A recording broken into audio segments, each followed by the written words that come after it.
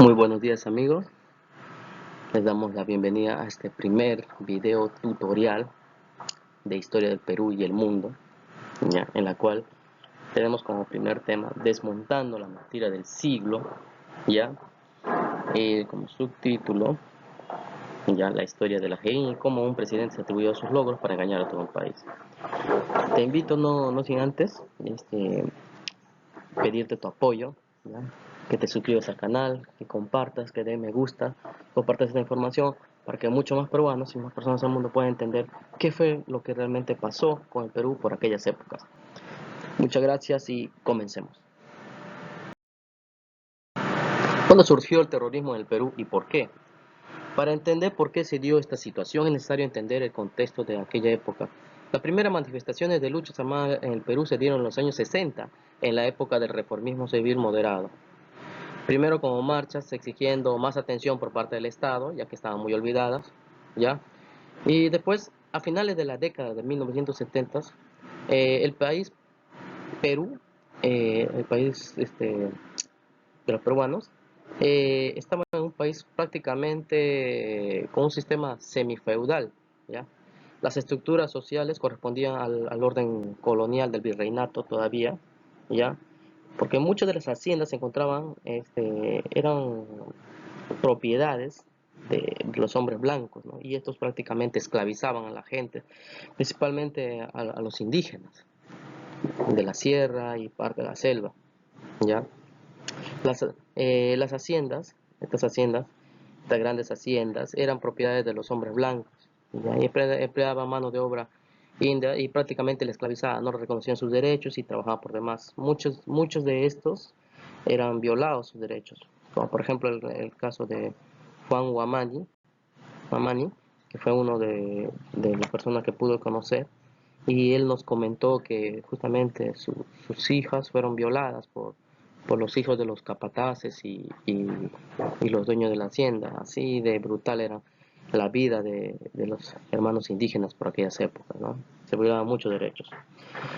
Pero ¿qué pasó? Pero luego fueron abolidas hasta 1973 por el gobierno de Juan Velasco Alvarado, ¿ya?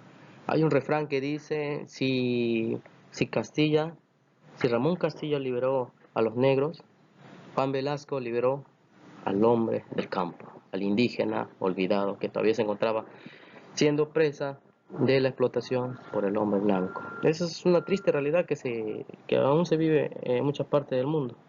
Ya no olvidemos que todavía hay mucho racismo en el mundo, ¿ya? Pero tras su derrocamiento, ya, porque recordemos que a Juan Velasco Alvarado lo terminan derrocando en el 75, ya, víctima de un atentado que sufre, ya. Tras su derrocamiento, los grandes hacendados volvieron al poder. ¿Y qué pasó? Y volvieron a violar los derechos humanos de los campesinos. Además, era algo muy resaltante el tema de que Lima concentraba absolutamente todo el poder y se olvidaban de los habitantes del interior del país. Muchas veces no llegaba apoyo a estos pueblos, ¿ya? Todo esto hizo que algunos grupos radicales tuvieran el apoyo para levantarse contra el gobierno que los oprimía. Ya por los años 70 más o menos, ya había grupos que deseaban un mayor apoyo para sus pueblos, ¿no? Bueno, a todo esto ya se sabía también que Estados Unidos apoyaba al gobierno del Perú en ese aspecto, ¿ya? Además, ellos consideraban a Latinoamérica, bueno, y todavía me parece que lo consideran como su patio trasero, ¿ya? Estados Unidos considera a América Latina como su patio trasero, ¿ya? Es la política de James Monroe que lo aplicó por los años 900, ¿ya? Y por eso permitía el abuso y la violación de los pueblos indígenas, ¿ya?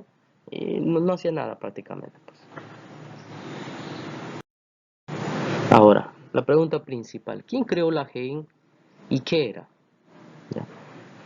Bueno, la GEIN fue creado el 5 de marzo de 1990 durante el gobierno de Alan García Pérez, siendo ministro del Interior Agustín Mantilla Campos y director superior el teniente general PNP Fernando Reyes Roca. Estaba como los integrantes fundadores del GEIN, el señor Manuel Tumba Ortega, el mayor Benedicto Jiménez Vaca, el capitán Félix Castro Tenorio, el teniente Joe Sánchez Alba, el alférez Jorge Augusto Luna, Chu, y el agente Jaime Cubas Hidalgo. recordando que no lo creó el gobierno de Fujimori. Es más, el gobierno de Fujimori no lo apoyó económicamente desde un principio. Hubieron más bien recortes presupuestales para este grupo especial. Y también recordemos que Fujimori recién inició su gobierno el 28 de julio de 1990. ¿Ya? Además, tenemos que entender que el Grupo Especial de la GEIN fue una unidad de élite de policías del Perú creada dentro de la Dirección Nacional contra el Terrorismo, la DIRCOTE, con la finalidad de ubicar y capturar a los integrantes de los órganos de dirección de estas organizaciones terroristas, vigentes en el Perú desde la década de 1980, especialmente de Sendero Luminoso. Ahora, ¿qué pasó el 6 de septiembre de 1990? Ya, el 6 de septiembre, disculpen, el 6 de diciembre de 1990 se tenía todo listo para capturar al Abimael Guzmán, pues se conocía su ubicación, ya, su ubicación exacta. Pero en último momento le llega por debajo de la puerta una carta donde le advertían que lo iban a capturar. Se especuló que fue el SIN a cargo de Montesinos quien lo había avisado, pero nunca se investigó esto durante el régimen de Fujimori. Sí, esto fue un dato que muy pocas personas saben, pero la captura de Fujimori se iba a dar el 6 de diciembre de 1990, pero parece que alguien lo advirtió y muchos suponen que fue el SIN, el Servicio de Inteligencia que controlaba Vladimiro Montesinos Torres. ¿Ya? Después, el 12 de septiembre de 1992, después de un arduo trabajo, eh, del servicio de inteligencia por varios meses y casi sin apoyo del gobierno de Fujimori, se logró capturar al líder de la agrupación subversiva Sendero Luminoso en su apartamento donde se encontraba junto con otros personajes. Este fue su principal logro de la GEIN, ya capturar al cabecilla de la agrupación terrorista Sendero Luminoso, y con esto prácticamente estaba dando fin a esta organización. Entonces, el principal logro, el principal mérito que tuvieron esta agrupación fue la captura de Abimael Guzmán. Ahora, ¿qué pasó? Cuando esto sucedió, Fujimori no estaba ni enterado. ¿Ya? Fujimori estaba pescando en la selva peruana y desconocía del avance de este equipo. Si bien es cierto, sabía que existía, pero no le daba tanto interés. Y además su asesor, Vladimiro Montesinos, no se encontraba en el país, se encontraba en otro país con su amante de aquella época. Pero sin embargo, los miembros de la GEIN, a pesar de todas las dificultades, lograron esta exitosa operación. ¿Quién se atribuyó el logro de la GEIN y con qué fin? Bueno, ya una vez capturado el líder terrorista y dándose cuenta recién del impacto mediático y político que tendría esta captura, Fujimori se atribuyó la captura del siglo como un logro personal y de su gobierno, olvidando que ellos nunca crearon ni apoyaron al grupo GEIN. ¿Ya? Además, como contaba con todo el apoyo de la prensa de la época, debido a esto le fue fácil atribuirse esta captura, engañando a una gran parte de la población peruana, que desconocía la existencia de la GEIN, que fueron los verdaderos héroes del Perú. Acá quiero hacer un hincapié en algo muy importante. Fujimori justamente ya controlaba por aquellos años, ya por el año 92, 93, casi toda la prensa, como hemos visto después en los Vladivideos, compraba a los directores de los diferentes canales de televisión y de los medios escritos, de los periódicos, prácticamente tenía toda la línea a su favor. Y esto le ayudó a él para que pueda manipular a una gran parte. O sea, le dio una especie de psicosocial para mentir a toda una población. Con esto se ganó, sin merecer el apoyo de una gran parte de la población peruana. Y todo con la finalidad de perpetuarse en el poder, con su régimen dictatorial que terminó cayendo en el año 2000 con su ida a Japón. Recordemos que Fujimori, por los años 99, 2000, ya el Perú estaba pasando una terrible recesión, ya aparte de la terrible corrupción que se había devolado, en la que cayó primero su asesor y amigo, Vladimiro Montesinos, ya, lo cual hizo que él también terminara huyendo y renunciando desde Japón vía fax. Mi amigo Benedicto Jiménez tenía un vehículo, un escritorio, una silla. No había más y lo demás se tenía que sentar en caja vacía de mercaderías. Tenía un radio walkie-talkie, es decir, tenía la radio y no tenía con quién más comunicarse. 1990. Se realiza una reunión para dar la gran estocada. Al menos eso pensaban los entonces comandantes Luis Felipe Elías y Clodomiro Díaz Marín de la Discordia. La captura del siglo tenía fecha, 6 de diciembre de 1990.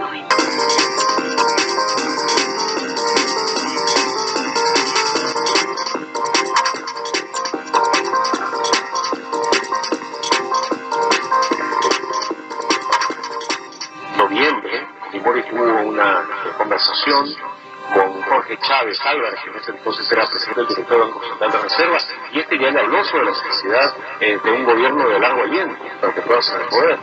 Aquello de lo que estoy seguro es que Fujimori, por lo menos desde agosto septiembre, ya conocía el proyecto de golpe y ya lo había asumido como propio y ya estaba buscando adaptarlo a sus propias circunstancias y para su favor, es decir, para perpetuarse en el poder.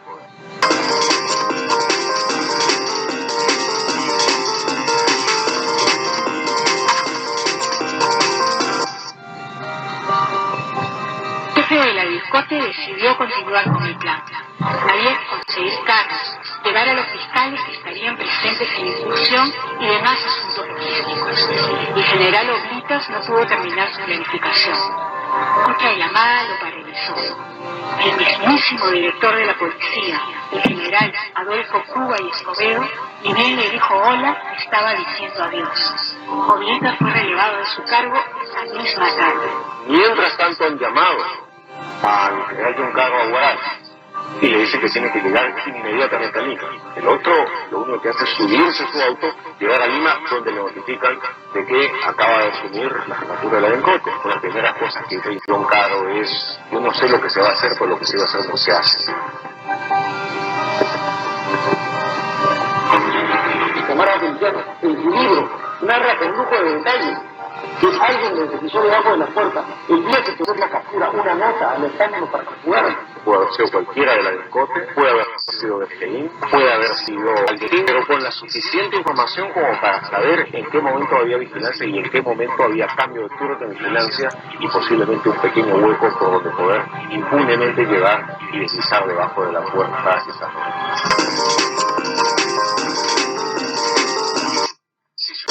Si se hubiera hecho esa operación en su momento, no hubiera habido golpe de Estado, no hubiera habido asesinato.